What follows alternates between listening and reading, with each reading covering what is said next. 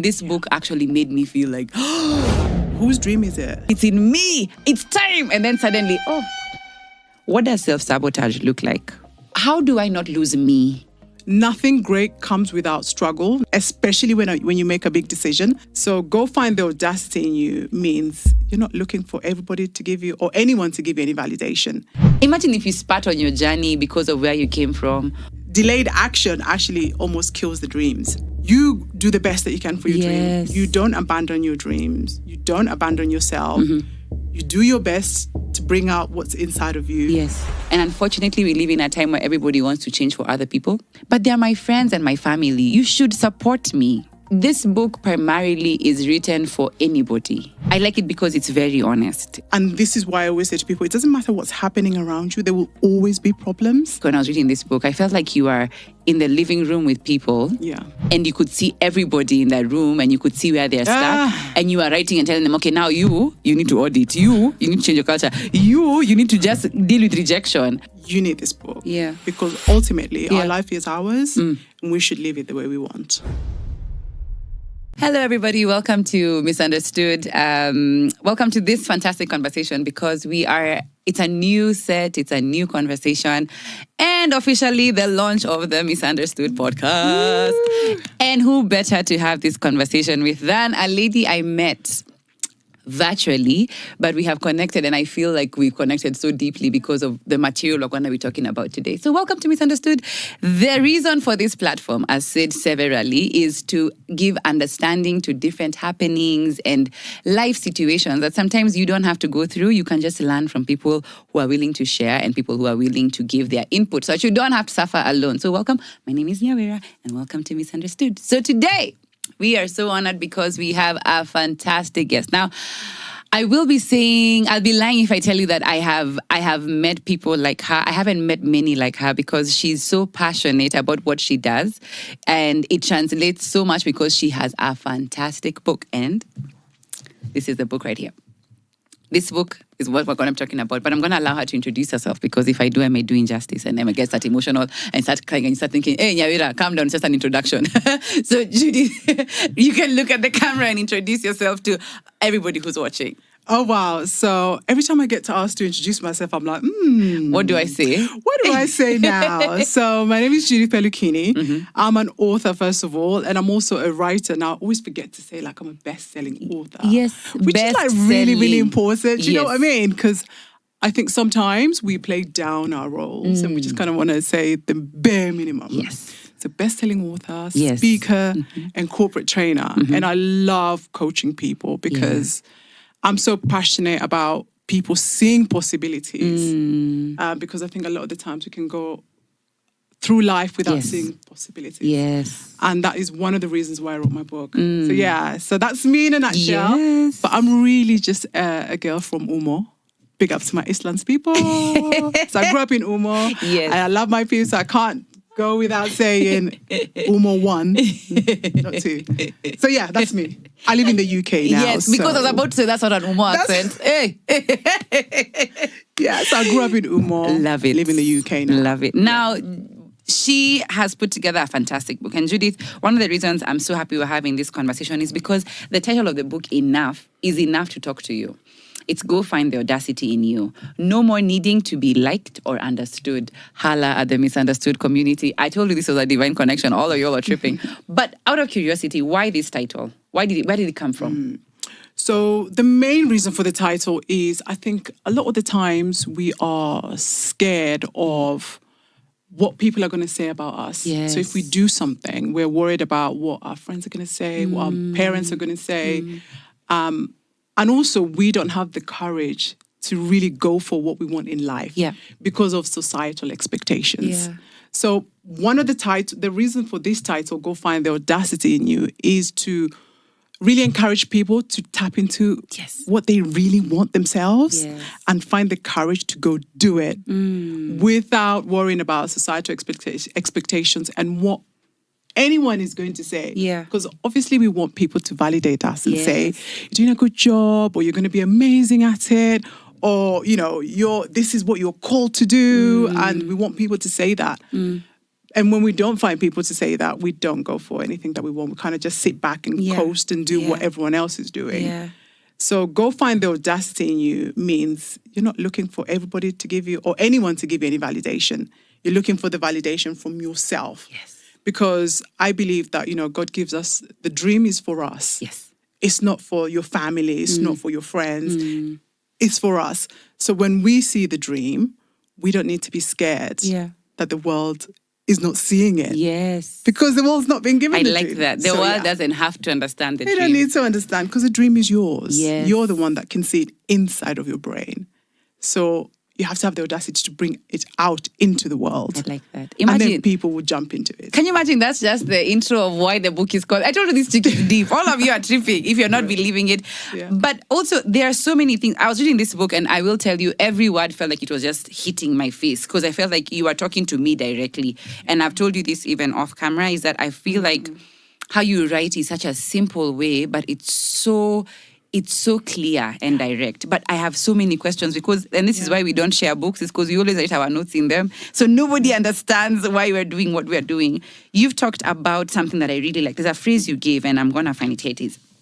You said, so this is actually when you're talking about the phase. So she talks about different phases in her first chapter. And the first phase you talk about, Judith, is the phase of the decision to leap.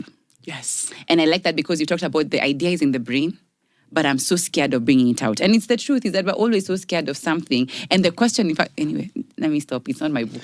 The first question I want to ask you to talk, I want us to talk a bit about it is the distractions galore. And you say nothing arrives faster than a distraction when you have made a big decision. And I think I felt this because I feel it every time I'm trying to do something. It's like, okay, now it's time to do this thing. I can feel it. It's in me. It's time. And then suddenly, distractions come like they've never hit you before. What is the process that you would give wisdom into as to killing those distractions? Because they come. Yeah. Yeah. I feel that, a lot of the times when you make a decision so big that you want to change your life specifically, like you get tested by God or the universe, something comes to say, are you really serious about doing this thing? Yeah. Are you going to do this? Because let's see your resilience. Let's see how good you are at actually building that resilience and fortitude and going forth. Yeah. Because I think a lot of the times we think when we are going to build a dream for ourselves, we think everything's supposed to be smooth and easy or people are supposed to just come out and help us. And that's when everybody kind of stands back. Yes. Because first of all, when you start to do something you've never done, it feels so weird, first of all. Like, it's like, do I really want to do this? Yes. Can I really do that? And then things start rolling in. It's always, when I first started writing the book, when I decided to write the book initially, it was my birthday. It was actually 2021, September. Yes. So I was like, right, I'm going to write this book. It's going to get done. And it's going to get done as fast as possible. And then as soon as I decided that, my brother passed away. Oh, no. Literally 12 days into that. Oh, my goodness. And I was like, ugh. Obviously that was huge. Yes. But these are the things that will come. And then you have to decide for yourself, am I going to stop or will I carry on? Yes. And so nothing great comes without struggle. Nothing great comes without stress. And this is why I always say to people, it doesn't matter what's happening around you. There will always be problems, especially when you make a big decision. You'll decide to start a business and then mortgage gets risen up and you haven't got the money suddenly. Or in Kenya, taxes just become an inflated thing. Oh my gosh. Exactly. Yeah. Or you lose your job the next day. And then you're like, oh my God, what am I going to do? But that's the test. That for me is a test to see, are you going to give up? Yes. Or are you going to be resourceful and start to find other solutions to your problem? Because that's what life is about. Life is not about having a smooth ride and doing things when everything is perfect. Life actually shapes you when you struggle through and make it, because the journey is not at the end. So the journey wasn't the end. When I wrote the book, it's like, yes, that's it. The journey wasn't that. The journey was when I was writing the book. Yes. Because that's when the test is happening. Yes. Because what I always say to people, the dream, when you have a dream, you've already manifested the dream. Yes. Because it's already in your brain. I saw my book in my brain already. Okay. So the book was already manifested. I had to, the middle bit is what creates your character, your integrity, your resilience, your fortitude. That's when all the problems start kicking in. Yeah. And so the challenge for us all is to move through the struggle and still do the thing that you said you're going to do through the struggle. Yes. Because that's when you're being built. That's when your character's getting built. And that's where people always drop on their knees and fall down and stop because they think it's too hard. Actually, that's when you're supposed to be like rising up even higher and going, do you know what? These other 10 things are trying to crush me. Yeah. But I'm built for this. Yeah. And I'm going to do this. I like that. And nothing's taking me off. So remember that. Yeah, remember that. Anytime you make a big decision, it's almost an expectation. You're like, all right, what's going to start trying to come for me? I like that. Yeah. I like that. Now, there are so many powerful lines in this book and the other phase to this. And I think one of the things I just want to encourage everybody who's watching is if you would like to get the book, it's going to be in the comment section, in the description box at the bottom. Please make sure you get the book because I feel like sometimes the difference between you and the dream is just some sense of confirmation. And this book actually made me feel like, I have so much to learn. But she talks about one of the things I love to talk about. And I can talk about this with my eyes closed in my sleep. When I'm snoring, I can feel it because this becomes one of the biggest hindrances to audacity, which is rejection. Oh, yeah. Oh, my God. Everybody wants to be affirmed, Judith. Everybody wants to feel like, oh, my gosh, you get me, you're in my corner. And the unfortunate reality is that not everybody does. But there's something you say, and I it's giving Oprah, yeah? Let's do it. Let's have an Oprah moment. I hear you say, but they're my friends and my family. You should support me. No, she says, it is your job to support yourself, your dream, no matter how hard it feels. There are two parts of that conversation that I want us to talk a bit about because one of the things I'm interested to find out is, tell me about the entitlement people have when they think everybody deserves to support their dream. Because that's how we feel. Like, are you in my corner? Hey, then support me. You're not my friend. Yeah, you're not my friend. You're not dying for me. Right. The true ones die for me. The real ones the ride or die. The ride or die. Yes. So tell me about that entitlement. How do I kill it? Yeah. Because I like what you say, that it's not anyone's job to support you. Absolutely. I think for me, first of all, I'm like the youngest out of three, so I know entitlement. I'm like my older brother, my life. My sister, my mom. I'm like, you lot should be supporting me because you get me. But again, it just goes back to that thing of whose dream is it? Is it your friend's dream? Is it your dream? It's not. And the reality is, you have to take accountability for yourself at some point in your life. Yeah.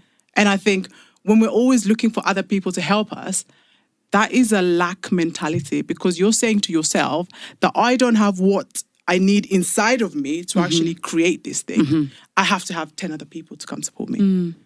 So automatically you're saying you're not capable. Yes. Unconsciously. And you don't even know that you're doing that. By virtue of demanding support. By virtue of demanding support. You're saying, I cannot do this on my own. Yes. But you don't even know you're saying, I cannot do this on my own. So automatically you're killing your potential by doing that. Yes. So that's the first thing. So as I'm killing this potential, so let's say I have this $1 million dream. I'm going to change the world one conversation at a time. Yeah. And I think all my friends should support me. When I'm at the point of envisioning this dream, should I also envision the type of support I will need and figure out this is the support I require, so what is it going to look like, as opposed to saying, oh my God, I can't do this, let all my friends come and help me. Yeah. So the first thing I always say to everyone is when you decide that you're going to do something, write a book, start a business, start a podcast, YouTube, whatever it is, you have to look at yourself and think about, what is it about me that's going to kill this dream immediately? Yes. What is it that's going to destroy it immediately? Right? Understand your own habits, your own belief system, how you're thinking. So that comes under the expectations of other people. Good. And how you operate as a human being. So how you think, are you resourceful? Are you not resourceful? Yes. And then you have to find solutions for that before. Because we always look outside, but actually you need to find things within yourself that are going to stop you. So you're going to stop yourself. How are you going to stop yourself? So once you know the things that you use to stop yourself, so if I don't get support from my friends, it's not going to work. What is it then that you need to do without the support of your friends to actually still make that dream happen? And that's where we start. Because if you don't start with yourself, then how are you going to be able to do it when you're on your own, on your knees, in the darkness, in pain, suffering? Yes. No one's there in those moments. Yeah. So actually you have to decide, how do I think? So if I'm writing a book, when I was writing my book, I knew I wasn't, academically, I've always kind of suffered school-wise. Yes. So I was never really, really bright or, I didn't have good grades. So I knew one of my biggest issues may be I could tell myself that story while I'm writing the book, then that blocks ideas. Now, my natural innate state would be to call my sister and say, I've got a block, what shall I do? Yes. Right? And she'll give me advice. But actually, I now need to find the solution for myself. What do I need? So what I needed to do is actually block out times and actually sit on my desk, and whether I had ideas or not, and just sit there and wait for ideas to come and start typing. So that I can overcome that need to go outside myself to find help. Yes. Right? So the solution for me is always within yourself. You have to find the blocks that you use. Some people complain a lot. Yes. Oh, there's no this, there's no that, there's no... So if you know you're a complainer, what is it that you can do to stop complaining? Do you need to listen to podcasts that help you overcome that complaint mentality? Like do you need to Misunderstood. Like Misunderstood, right? Do you need to read books around that? So you have to find what it is in you that stops you finding solutions within yourself and create those solutions for yourself before you go outside. And that's the one and only way for me you can start to rise higher and stop looking for that validation. Yes. Because the more you find solutions for yourself that work for you, the more you can do things for yourself without needing other people. Right? Right? My goodness. But if you need a resource that is impossible, so if you need a podcast space, for example, or a team, you can think, right, I don't know anyone that is written a book before. Do I need to speak to Judith? Maybe she can give me some tips. Yes. And then you can go away and do that. So you can find the resource, or you can find a teacher that can help you structure things, and then you can go and do that. Yeah. But don't look for people to help you find the motivation to do something. Correct. Or the inspiration to do something. Like that inspiration has to come out of you because you block yourself by the way that you're thinking. Because if you think that I can't do this without these people doing X, Y, and Z, then you're stuck because those people won't be doing that. Yes. Then what are you going to do? I like that. So the people are resources for what you already have dreamed of, not a source of motivation. And that's such an important thing to say because what we don't like talking about, Judith, is that many a times when we make people feel like they are our motivation, they also can kill the dream and tell you, no, hey, you're dreaming too big. Wait, watch out.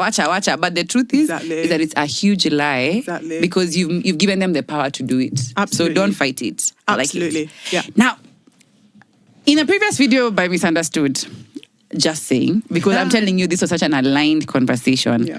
Judith talks about, I talked about reinventing yourself. And the thing about reinventing yourself sometimes is that you really have to analyze really where you are. Take stock of where you are and analyze what you need to do. But in your book, because I was just here writing notes. She says, take inventory of the thoughts and ideas that control your perception in life so that your expectations can maximize your lifestyle and improve your area of life. And as I was reading this, I wondered to myself, so how do I take inventory? Yeah. Because it's such an easy thing to say. Because I'm not taking stock. It's like there were 6 bananas. Yeah. There should be 6 bananas. Yeah. But taking inventory, the first thing the first thing to do is write down what you want and attach that to your own belief systems. Yeah. Right. Yeah. So as you are writing this, because many guys, I'm sure, I know many ladies who are like, well, I just want to start something, but I don't know where to start because I don't know what my belief system is around it. What would you say was yours process? Yeah. So the belief systems, basically, they get shaped when we're really, really young. Yes. Okay, so you get told, or people get told, either you're bright, so you're going to have a great career, or you're going to go into politics, or you're going to go into, I don't know, accounting.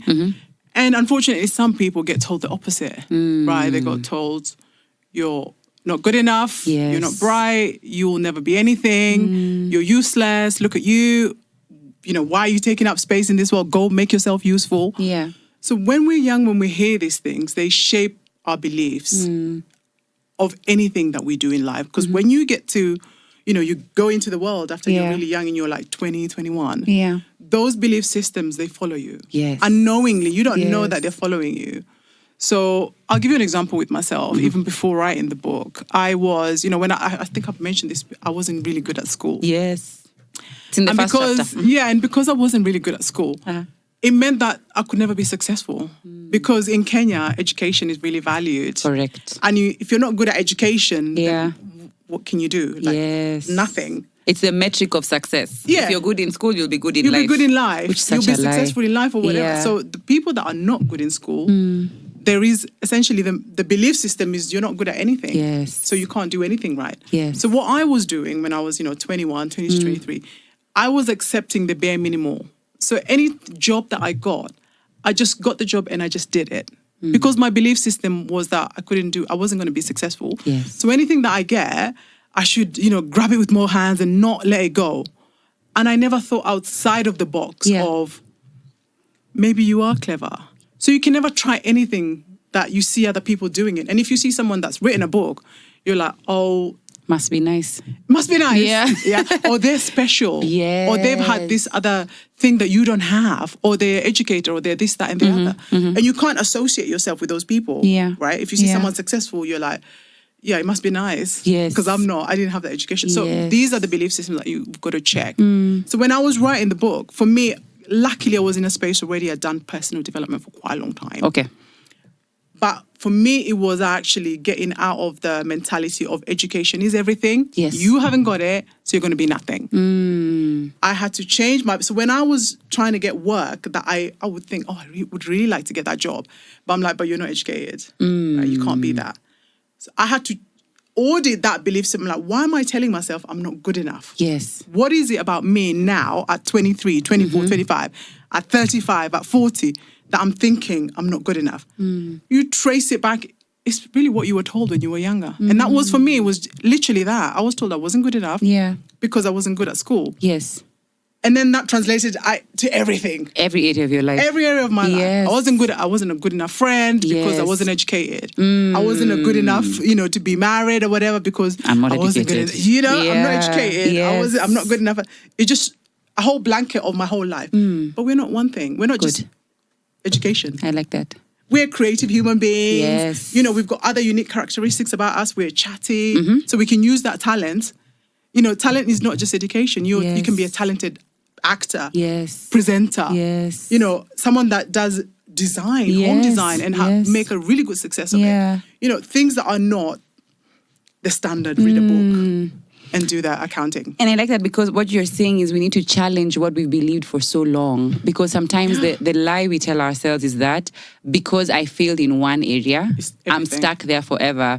One time I think I was with my therapist and she told me, Nyawira, I think it's time for you to open the bonnet of your car. Yeah. Because you've packed yourself where you got stuck. And figure out where you're stuck. Because one of the things that's so funny is that we like to hide that, this is just how I was. And it's such a lie. It's such a lie. And that is the worst lie that you can tell is, I'm like this because I was brought up like this. Yeah. It's like, you're not one thing. Yes. You're many things. Yes. Like, we're not just a person. You're like, for me, I'm a sister. I'm an auntie. I'm a wife. Yes. I'm an author. I have my own business. Yes. I'm not just one thing. Yeah. But we think we're just one thing. Or the way that you were when you were younger is the way you're going to be, or you should be the rest of your life. Which is a lie. No, you don't need to be that. Because Yeah. for me, I was like, education is not it. So what? I'm creative. So I need to go and do my creative stuff. Yes. And then I'm successful in that area. But then I went back to school because I'm a counselor. Yes. Right. So actually, I'm really good at education. I just wasn't applying myself then because there was like 40 other students in my class. I was young. I was quite playful. I was quite chatty. So it wasn't that I wasn't good at school. Yeah. It was just that I wasn't channeling my energy correctly while I was at school. Yes. Because I've gone now and done things as mostly psychology. Yeah. So I've studied, done exams. Yeah. And I'm very good at studying. I'm really great at studying. Yeah. I pass really and hard clearly, exam. like a great book later. Do you know what I mean? Yeah. So I'm really good at the thing that I was told that I wasn't good at, or I thought I wasn't good at, and I was actually failing. So I used to be like 34 out of 35 people in the school, in the class. I was really bad. Sometimes I'd be like 35 out of 35. Oh my goodness. Really bad. Yeah. But I'm actually a really good learner. Yes. Because now as a grown-up, you know better. I know better. Yeah. And I will apply myself because I know it's important. But people don't go back and challenge their assumptions. I like that. Or the things that they were told. Yeah. And then think, okay, now I'm 35, now I'm 25. Do I still think that I'm stupid? No. Why do I not think that I'm stupid? Because I can do X, Y, and Z, or I can choose X, Y, and Z. So as you realign your belief system, I think the first thing to do is analyze, what do you think is your reality? And then now ask yourself, with that in mind, now what is really my reality? Because unfortunately, I've had many conversations with people and they're like, oh my God, but me since I was a kid, I was told I'm not good at this. Exactly. And you believe it like on the money, but I love it. There's something else you talk about. And Judith, we're going to have this conversation many times. And I feel like this conversation will not be enough to exhaust this book. And that's why I think you need to get it. But she talks about confidence. If you're not born with it, find the audacity to build it. Yeah. Stop living the world with your tail between your legs the whole time, isn't it? Oh my God. Do you know how many people I meet that say, I'm an introvert? Yeah. So I can't do that. Such a scam. Find the audacity. Get up. If you know that that's the issue, you have to find a solution for it. You can't just sit there and say, this is the problem. I have a problem. This is it. Bye. Get up and fix it. Find a solution for your introvertedness. And sometimes even that is just people being told by parents, you've been shy all your life. Oh, you're such a shy child. But actually, the shyness then is masked into insecurities. Ooh. Because you haven't got a skill or you've been told that you're not good enough. So actually, you're not even shy.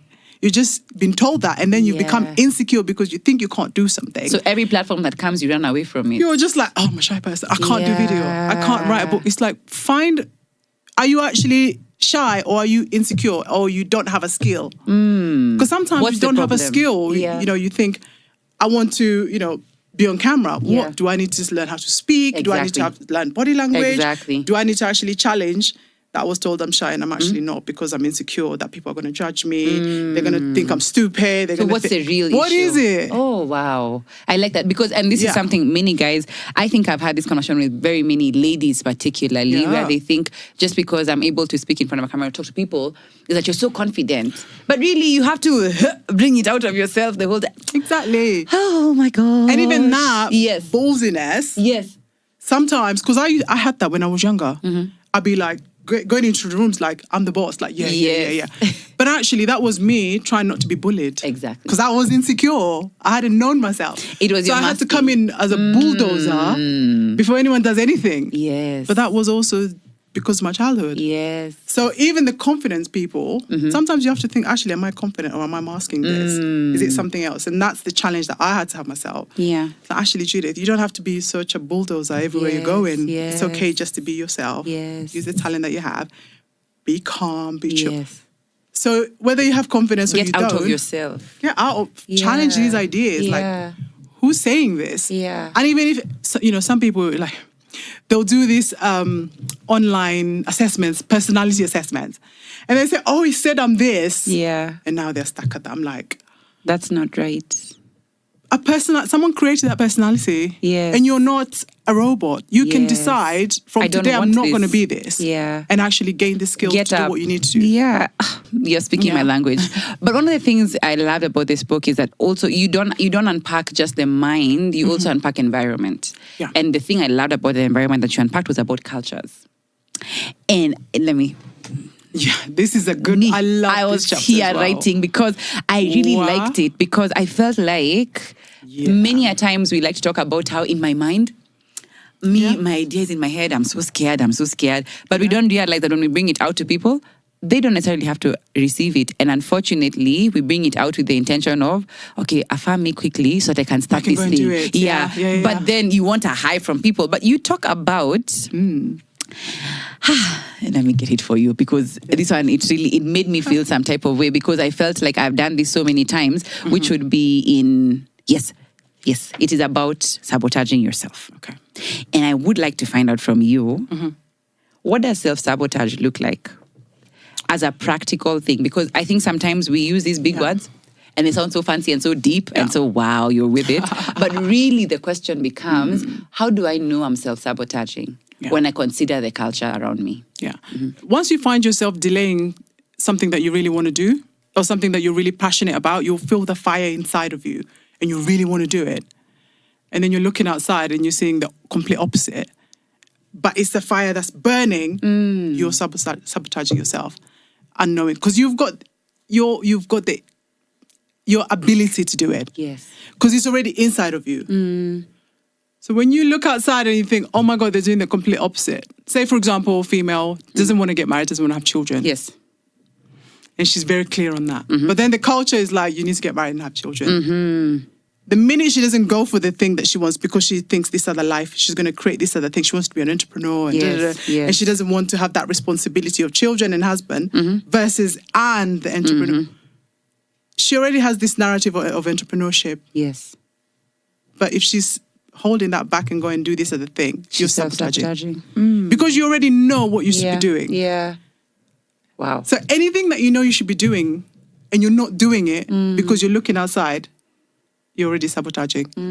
Because you already know what to do. Yeah. So self-sabotage is the conflict between what you know you should be doing and conforming to a thing that you feel, by the way, this is not it's really not my even job. what you're trying to do. Okay. Right? I like or even that. jobs. You go into a job, you're like trying to be an office person. Yes. But you're a really creative person. But your uncle is in that office, your dad's been in that office, and your cousins are all looking at you like, when are you going into the office thing? Yeah. And you're like, actually, I'm not doing It's that. not my thing. So when you go into that job, you're obviously not going to do that, do it well, or you might even do it well, but you're going to be so miserable. Yeah. And maybe that's the question I would like to find out from you, is there a right time to reinvent yourself? Because I read this and in my head, I was like, this could have been told to a younger lady or a younger man. This could be told to an older lady or an older man. So is there a time where you'd say it's prime for you to reinvent yourself?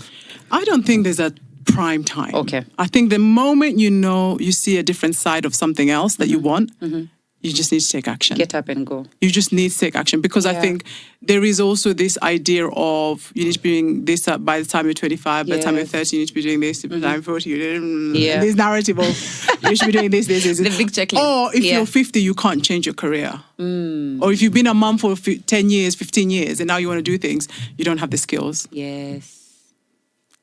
So I think for me, once you feel the passion to do something, you need to do your best to find the resources to help you achieve that thing. Yes. Because the minute you delayed action actually almost kills the dreams. Wow. Because there's a thing about, when your mental state is ready and you're feeling the energy, the fire, and you're really like, all right, I'm going to do this in the next, few months. But once you start delaying, there's that thing where the fire starts to kind of burn out, self-doubt kicks in, other voices kick in. And then before you know it, the idea is just dropped off the cliff. Yeah. So I think there is no time to say, right, at 25 now I can start reinventing myself. I think the minute you see something, like when I saw someone who'd written a book, like before I wrote this book, just to backtrack a little bit, I wasn't thinking about writing a book because I was comfortable speaking, doing corporate training. I was really comfortable in my zone, and I was like, you know what, I love doing this. And it's getting the money for obvious reasons. I'm fine, yeah. But then I saw someone that had written a book.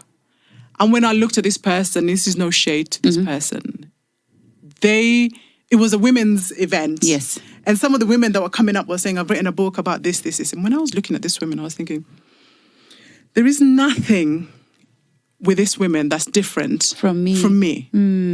They're not more qualified, more educated, more, character-wise. They haven't got more integrity, more charisma, more anything.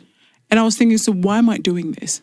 So reinventing myself as a best-selling author was something that I wasn't thinking about. Yes. And then suddenly I see these women and I'm like, wait a minute. I need to do this. Yeah. Now, I didn't think it was going to be a bestseller. I was thinking, I want to write a book. Initially, it was just, I want to write a book. So when I wrote it and it launched, it was then a bestseller. I was like, oh, I should have done this a long time ago. But that's the idea of reinvention. And maybe she's just not playing. She's playing very humble. Like when Judith dropped this book, it was #1, right? And actually second to Jay Shetty, isn't it? Yeah. Jay You were Shetty was joking. 2, You're right? number 2. Judith from Umo was #1. Can you imagine? Can you imagine? Imagine if you spat on your journey because of where you came from, or you told yourself it's impossible. You would have never been here. Exactly. We would have never been here. I would never be a best-selling author. Exactly. You'd have been stuck in that place. Right. But there's also something else I want to find out from you. There are many situations that we have conversations with people, and because my reference is often women, because I talk to them a lot, one of the things I find so common is that when ladies particularly get married, they feel like their marriage becomes their reinvention. Right. Like, now I'm a wife. This is now who I am now.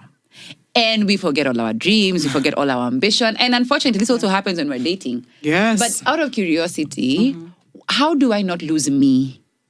Because I think when you're reinventing yourself, many times people forget that yourself is very important. Yeah, absolutely. And it's not to idolize yourself. It's Absolutely. What would your wisdom be, Judith, to a lady who's in this new season of her life, which is a good season? Which is fantastic. It is a beautiful I know that season. feeling as well, yeah. But the problem with that season is that now you think, now I'm a wife, this is who I am, and this is all I can ever become. What would you tell someone like that? The first thing I would say is like, you're never one thing at any one time. So you can never just be a wife and that's the end of it. Yeah. Because as humans, we can be multiple things at the same time. So please remember that you're not just one thing. Yes. Right? You're not one thing. Yes. Simply because you're married doesn't mean everything else is cancelled. And also the second thing is, do your best to understand who you are and what your dreams are. Because I think when we don't have a dream for ourselves, we don't have goals for ourselves, we don't have aspirations for ourselves, when we get something, we cling on to that one thing and identify ourselves as that thing. Yeah. So before even you get married, try and understand who you are. What are your dreams? What is it that you'd like to accomplish in this lifetime? Do you know what I mean? Because we've got one life at the moment in this. Just live it. Just try and figure out what it is that you want to be, you know? Because, and I know it's a hard task to kind of think, oh, you know, what is it that I want to do? Try and figure that thing. And it doesn't have to stay that way forever. Good. Right? It can change after 5 years. It can change, change after 10 years. Because for me, when I first went to the UK, I was in sales. So I was like sales manager. Then I was like regional sales manager. But that whole experience was building my character. Yes. Because I was managing, when I left like employment, I was managing a team of 70 people. And I was over 30 million UK pounds. So that whole managing people, managing cash, like large amounts, multiple £1 million sales, it developed who I was and my confidence and my character and my integrity. All of that was a base foundation. Yes. So once I did that, then I changed again. I went into coaching. Then I changed again into speaking. Then I changed again to author. So I knew I wanted to make a lot of money and impact people when I was younger. Obviously, when you're young, you're like, I want to make a lot of money. I want to be a rich girl. That's what we want, like make a lot of money, which, you do that and then you think, okay, what's next? So always be ready to the what's next. But have a basic understanding of what it is that I want to do. Yeah. So analyze yourself. Analyze yourself. A lot of introspection, right? Yeah. So Judith, even as we come to a conclusion of this conversation, which I feel like it shouldn't end, but hey, in life. Time constraints. One of the things I'd like to find out from you is that as you wrote this book, definitely there was somebody you had in mind. Like there's somebody you were thinking about, because how you're writing it, I feel like you are talking. It felt like when I was reading this book, I felt like you are in the living room with people. Yeah. And you could see everybody in that room and you could see where they're stuck. And you are writing and telling them, okay, now you need to audit. You need to change your culture. You need to just deal with rejection. But this book primarily is written for anybody. Yeah. But when you think about this book, the success of this book in our Kenyan market would be what? What would you envision that as? As in the age group? So the age group, or like what is transformation for you? Okay, so first of all, I just want to say, when I wrote this book, I was writing this book for myself, really. Okay. Because I'd had this journey from insecurity, self-doubt, to actually figuring who I am. To totally being myself and embracing everything. Yeah. Some of the things that I used to be told were pretty negative about me. Yes. And I had to reframe everything. Yes. So it was really, the book I wrote, it was my shoes in my, thinking about my 3-year-old self, who was kind of like on the side. I was really dark. I still am really dark skin. So I was and like, beautiful. I was like, I was so, they would be like, oh my God, you're so black. Oh my God, like. It was like a death sentence. I was like, wait, what's going on? What do I need to do? Yeah. Like, it was such a doom and gloom thing to be really dark. And I was like, wow. And so I was like really sad growing up, like thinking, oh my God. And then, I wasn't doing well in school. Yes. And I was like, oh my God. So I wasn't stacking up anything, as in bright, beautiful. Like all of those things were kind of being taken off my table. Yes. So actually, you don't need to be affirmed. This is why I'm saying outside of affirmations doesn't need to happen for you. So the book was really about self. But ultimately, if you're struggling with self-doubt, Yes. for me, you need this book. If you have a dream and you're thinking, not good enough, don't have the skill, Yeah. can't do it because of societal expectations, Yes. I'm going to be the only one doing this thing, what is everyone else going to say? You need this book. Yeah. Because ultimately, our life is ours, and we should live it the way we want. We Our shouldn't be life living it. is ours, and we should be living it the way we want. We shouldn't be living it the way our parents want. Yes. Although we respect our parents, we love them, and we honor our parents. But they shouldn't be dictating how we live our lives. We should fully honor ourselves as a human being, tap into what's inside, and actually really do everything possible to make that a possibility, a dream come true. Yeah. Because, you're with yourself 24/7. Yeah. Yeah, you're with your thoughts 24/7. You're all you have. You have to motivate Yes, yourself. yes. You have to get yourself out of a dump. Yeah. Everything about you is in your hands. Yes. When you're sad, you have to really, people can say what they want, but you know yourself. You know your mistakes. You know your past. Yes. You know how you mess things up. You judge yourself all the time. Yeah. So you have to really do your best to not be your worst enemy by Yes. then abandoning your dreams and your Yeah. goals. That means you're abandoning yourself by doing that. So you can't abandon yourself. Yeah. What is it that I want? Respect the parents. You're like, thank you so much, but I'm not going to do that. Yeah. And then when you fail, you don't then go back and blame your parents. Say, oh, you didn't bring me right. It's a choice you made. You make a choice as a grown-up. Yeah. You do the best that you can for your dream. Yes. You don't abandon your dreams. You don't abandon yourself. You do your best to bring out what's inside of you. Yes. And then people will naturally gravitate. Correct. Yeah, so many people love me now. They're like, oh my God, I know Judith. Yeah. I'm like, okay, that's me. when did I know you? Do you know what I mean? But, back then it's like, they didn't know who you. are you? Like, get out my face, Yeah. So you have to not abandon yourself. Choose you. And I think for me, if I can just give someone something, it's like choose you, choose your dreams, and do your best to forgive your past yourself. Forgive yourself as well with the dumb mistakes that everyone does. Yes. And find the resource to help yourself. Unstuck yourself. I love it. Unstuck yourself. Yes, just get out of your way because you're the problem. But even as we come to an end, one of the things I love about this book, Judith, and I really pray that as many people who are watching it can get it, is that I like it because it's very honest. It's very authentic and it's very practical. I was reading it because I love to illustrate. So, I think at the last year, if I'm not wrong, I was so committed to thinking I'm going to be a gym rat. So I was so committed to thinking that my trainer was going to change my life.